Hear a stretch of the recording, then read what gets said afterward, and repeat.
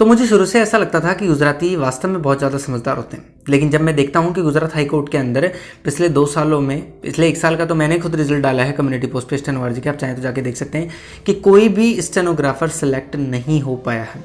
अब Gujarat high court ने नई वैकेंसी निकाली है जो है 15 पोस्ट। अब आप सोच रहे होंगे कि मैं आपको पूरी डिटेल बताऊंगा अगेन कि इस भर्ती में ऐसे होगा, 500 रुपये फीस लगेगी, ये होगा फलन, मैं ऐसे कुछ नहीं बताने वाला।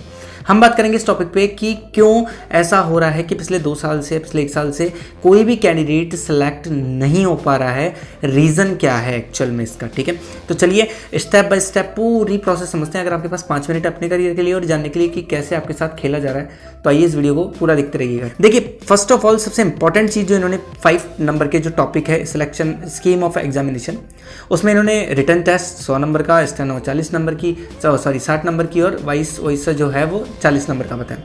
लेकिन उसके बाद ये भी कहते हैं ये, और देखिए सबसे बड़ी चीज़ है जो रिटर्न एग्जाम है उसके अंदर 0.33 की मार्किंग है, यानी हर 3 प्रश्न गलत होने पर आपका 1 नंबर काट लिया जाएगा।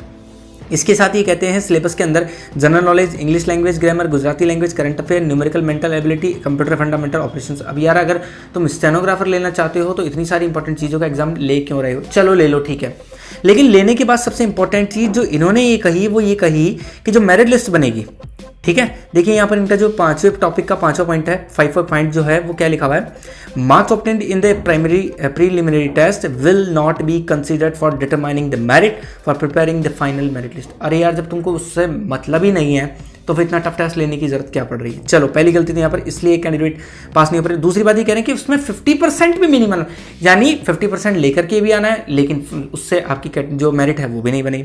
दूसरी बात करते हैं स्टेनोग्राफी टेस्ट की।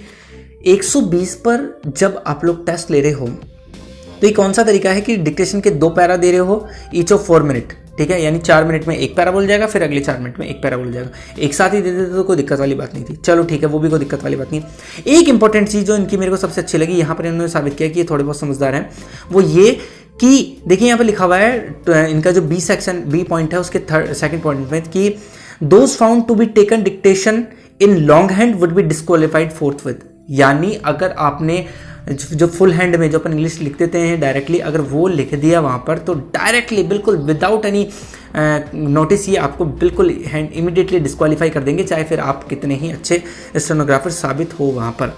और इसके बाद ये भी आती भी है कि इनको 60% यानी 60 का 60% आपको मिनिमम स्कोर करना है यहाँ पर स्टेनोग्राफी में। और उसके बाद जो वाइवा टेस्ट जो होगा उसके अंदर आपको 40 मार्क्स का होगा, जिसमें आपको देखिए, मेरे को यहाँ ये चीज़ बहुत अजीब लगी, suitability of the candidates will be assessed on the basis of one's personality, general knowledge and legal knowledge. Basic knowledge तो फिर ऐसा ही लिख देते हैं कि एक्सपीरियंस स्टेनोग्राफर्स को ही लेंगे, क्योंकि लीगल नॉलेज तो सिर्फ उन्हीं को हो सकती है जो कोर्ट में काम कर रहे हैं या जिन्होंने LLB की है। Basic knowledge of computer application, ठीक है, ये सभी को हो जाती है, ठीक है, मानते हैं। जनरल नॉलेज और वंस पर्सनैलिटी भी आप चेक करेंगे कि वो दिखता कैसा है या कैसे होता है। इन सब चीज़ों से गुजर जाने के बाद आपकी मेरिट लिस्ट बनेगी और उसमें आपका। दूसरी बात देखिए यहाँ पर, the select list and wait list will be prepared on the basis of aggregate marks obtain by the candidates in the stenography skill test and viva test. यानी रिटर्न का कोई भी मतलब नहीं है, सिर्फ भीड़ ना हो इसलिए रिटर्न को लिया जा रहा है, जिसके कारण जो अच्छे कैंडिडेट्स हैं वो भी साफ हो जाएंगे। अगर ये डायरेक्ट स्किल लेते तो एज आई थिंक सो कि ज़्यादा बेटर होता, ठीक है। और उसके बाद इन्होंने कहा कि 20% के करीब कैटेगरी वाइज नोटिफाइड वैकेंसीज की वेटिंग लिस्ट निकाल सकते हैं। खैर, उनसे मतलब नहीं है। तो समझने और जानने वाली बात इतनी सी कि पहले आप रिटर्न टेस्ट लेते हो, रिटर्न टेस्ट को आप एक तरीके से क्वालिफाई नेचर मानते हो, ठीक है, तो फिर लेते क्यों? और अगर लेते हो उसके बाद तो फिर आप डिक्टेशन लेते हो, ठीक है, उसमें भी अलग अलग तरीके के आपने नियम, यहाँ इनको बताना चाहिए था कि डिक्टेशन किस तरीके होगी, कॉमा फुल स्टॉप के क्या रूल्स होंगे, बट ये बता रहे हैं कि अगर आप लॉन्ग हैंड में लिखेंगे तो आप डिस्क्वालीफाई हो जाएंगे, ठीक है, अच्छा पॉइंट है, आप बता सकते हो साथ में। और उसके बाद देखेंगे जो इनका वाइवा है, ठीक है, उसमें आप किसी की पर्सनालिटी चेक करोगे, किसी की आप उसकी लीगल नॉलेज चेक करोगे। अरे अब वो ऑलरेडी एक लेमैन है, लॉमैन तो है नहीं, ठीक है, तो एक्सपीरियंस अगर निकाल देते अगर आपको एक 120 पे चाहिए था तो इन सभी फैक्टर्स की वजह से शायद ही शॉर्टली इन सभी फैक्टर्स की वजह से अब तक जो रिजल्ट्स आए हैं वो निल आए हैं। These are the major reasons behind it, ठीक है।